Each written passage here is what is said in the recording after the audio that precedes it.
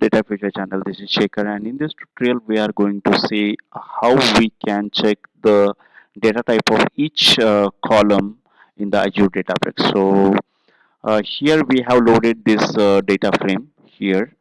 You can see there are almost 16 columns present in the data set, and I want to know there are 16 columns and 11,914 records. These are the number of columns, but I want to check the what are the type of these columns. Okay, so in that, for that, what you have to do, the data frame dot print schema method, and you have to run this and check what is the data type of these columns. The make is string, model is string, this year is integer, and everything.